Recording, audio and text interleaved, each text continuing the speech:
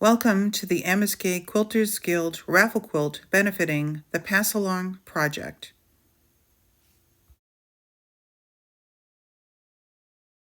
Amoskeag Quilters Guild was founded in 1988 to provide the opportunity for education, appreciation, and advancement for the art of quilting. It is a non-profit group devoted to preserving the heritage of quilting. The Pass Along Project, through partnerships with community organizations, provides a clothing bundle to foster families at the time of a new placement. The bundle consists of basic wardrobe of gently used clothing specific to the child's size and gender. The Pass Along Project also delivers bundles directly to foster families' door in their time in need. Often a blanket is included in the bundle. What came first, the chicken or the egg? Or in quilt making, is it the fabric or the pattern? For us, it was the fabric, and the inspiration gleamed from Instagram.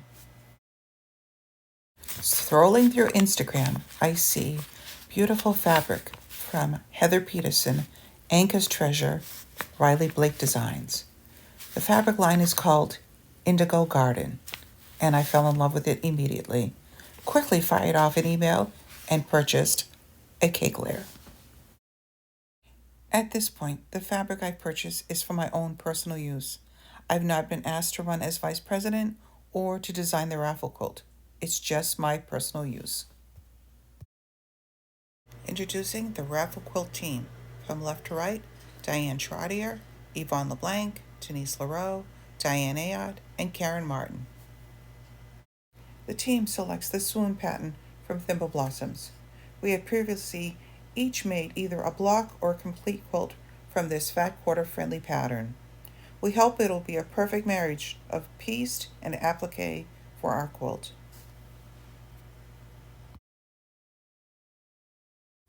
Since the navy blue fabric was no longer available from Riley Blake that we wanted for the background, Diane Ayot was on a mission to find a good substitute, which she did, and then proceeded to starch it so all of us could get busy making our blocks.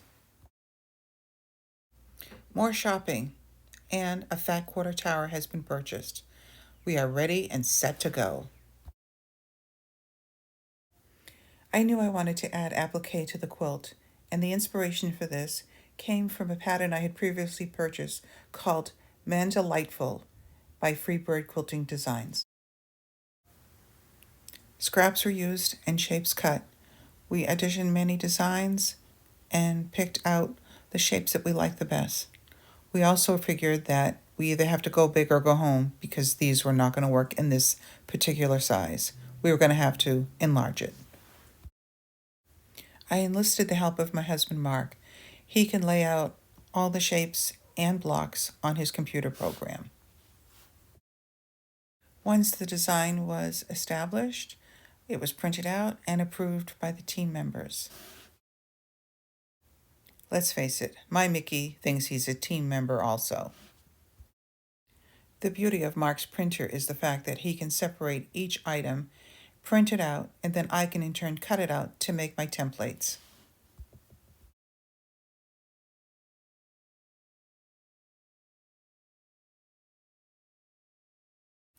I in turn cut each individual piece out of the printout so that I could use it as a stencil for placement once I had prepared my pieces for applique. Here is the start of our first center applique. It is 24 inches square, as are the swoon blocks. Once all the blocks were completed, we decided to lay them all out and see how much real estate we had for additional applique. To make more of a Mandela effect, we engaged the borders and sashing with additional applique pieces.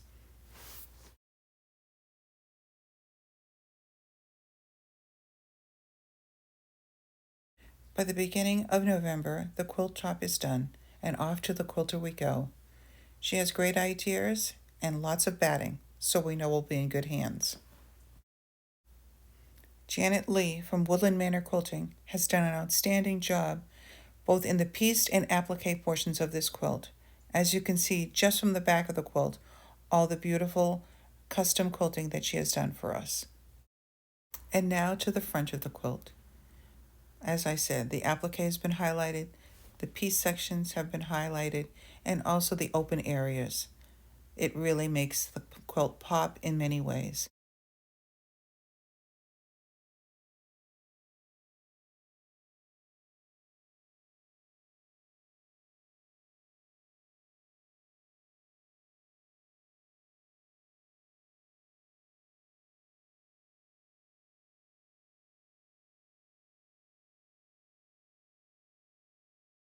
Our quilt bee, known as the Hexagon Hotties, and also the team that put together the quilt, had to be represented in some way, hence the custom label. Since our guild is centrally located in southern New Hampshire, in the greater Manchester area, I thought it would be nice to highlight the quilt in some place local. So here it is displayed in Stark Park in Manchester. What better way to sell tickets to a raffle than a picture to show exactly what they could possibly win? These are magnetics for each member to show prospective buyers. Here's a little behind the scenes look at how the magnetics are printed. They will then be cut off and applied to the magnetic material. Well, the quilt is done. It's ready for viewing. Hooray! The vice presidents, Denise and Diane, are very happy with the outcome. Now it's your turn. You can help the Pass Along Project by buying tickets to try and win this beautiful quilt. And if anything, it'll just keep you warm. Thank you so much. Mickey and I say, the end.